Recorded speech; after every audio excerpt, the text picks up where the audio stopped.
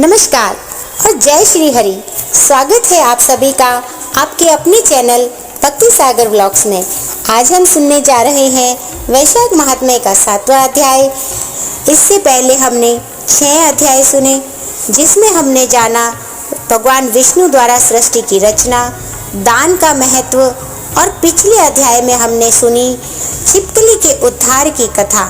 और इस अध्याय में हम जानेंगे अन्नदान का महत्व और मैत्र नाम के पिशाच की कथा, जो अति पावन और पवित्र है। जो इस कथा को सुनता अथवा सुनाता है, उसे केवल पुण्य प्रदान ही नहीं होता, बल्कि पापों से मुक्त होकर मोक्ष का मार्ग भी उसके लिए खुल जाता है।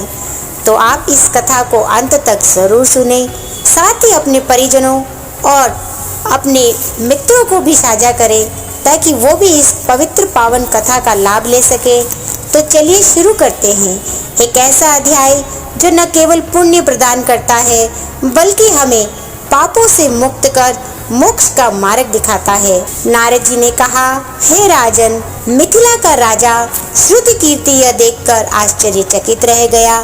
फिर नम्रता पूर्वक हाथ जोड़कर श्रुति देव ने ऋषि से प्रार्थना करते हुए इस प्रकार बोला, हे महामुनि, यह कौन सा अद्भुत पुण्य है जिसके प्रभाव से छिपकली की योनि से राजा हेमांग की मुक्ति हो गई और उसके पाप नष्ट हो गए। कृपया इस धर्म का पूर्ण वृत्तांत मुझे समझाइए। राजा की धर्म में ऐसी आस्था देखकर महात्मा श्रुति देव बड़े प्रसन्न हुए और राजा की बड़ी प्रशंसा करते हुए बोले, हे राजन, तुम धन्य हो। तुमने बहुत श्रेष्ठ कल्याणकारी प्रश्न किया है। हे नृपेंद्र, मैं तुम्हें उन समस्त धर्मों के विषय में समझाता हूँ जिनका यश पुराणों में गाया है और जिनके करने से प्राणी भव बंधन से छूट जाते हैं।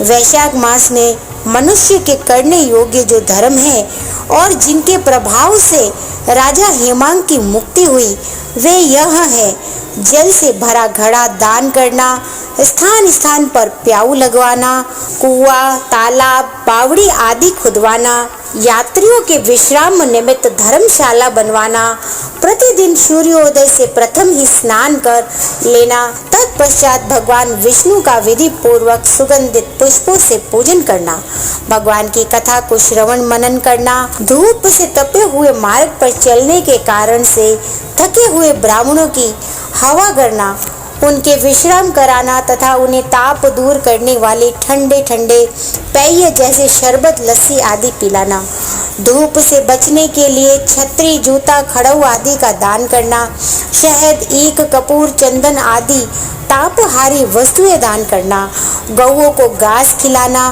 फल, दही, नैवेद्य, सैया तथा सुगंधित वस्तुएं दान करना, अन्न या भोजन दान करना, दिन में न सोना, रात्रि शयन पृथ्वी पर करना, शरीर में तेल न लगाना, कांसे के बर्तन में भोजन न करना, पत्ते पर भोजन करना आदि ये समस्त धर्म वैशाख मास में करने उचित है।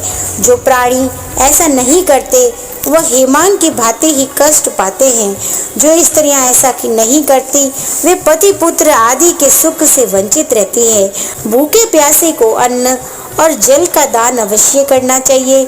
न करने से पशु योनि की प्राप्ति होती है अथवा पिशाच बनकर भटकना पड़ता है। वैशाख मास में अन्न दान न करने से क्या गति होती है, इस संबंध में मैं तुम्हें एक कथा सुनाता हूँ जो मेरे सामने घटित हुई है। रेवा नदी के किनारे एक वृक्ष पर मेरा पिता पिशाच बनकर निवास करता था। भूख प्यास से उसका शरीर शिथिल हो गया था।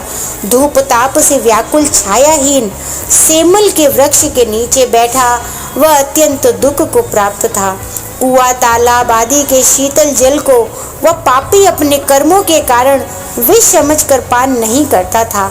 भूख के कारण वह अपना ही मांस खा गया, जिससे कंठ रुध गया और बड़ी पीड़ा हुई। इस प्रकार से वह अत्यंत कष्ट को प्राप्त करता हुआ वहां रहा करता था। संयोगवश में गंगा स्नान को गया था। मार्ग में रेवा नदी के तट से निकलता तो वही सेमल का वृक्ष भी था, और तब मैंने उसके नीचे भूख प्यास की पीड़ा से चिल्लाते हुए उस पिशाच को देखा, जो अपना मांस स्वयं ही भक्षण कर रहा था। मुझे आता देख अपनी क्षुधा शांत करने के लिए वह पिशाच मेरी ओर दौड़ा, किंतु मेरे तेज से व्याकुल होकर पीछे हट गया। अत्यंत कंपित और भयातुर सा हो उसी वृक्ष की जड़ पर जा बैठा। तब उसे देखकर मुझे बड़ी दया उत्पन्न हुई। मैंने कहा, हे पिशाच, डरो मत। तुम कौन हो, कहाँ के हो, क्यों कर इस पिशाच योनि को प्राप्त हुए हो? तुम यदि सही सही सारा हाल मुझे बता दोगे तो मैं तुम्हें निश्चय ही इस पिशाच योनि से मुक्त कर दूंगा। मेरे इन वचनों को सुनकर उसे ढाढ़स बंधा, परंतु वह यह नहीं जान सका कि मैं उसी का पुत्र हूँ।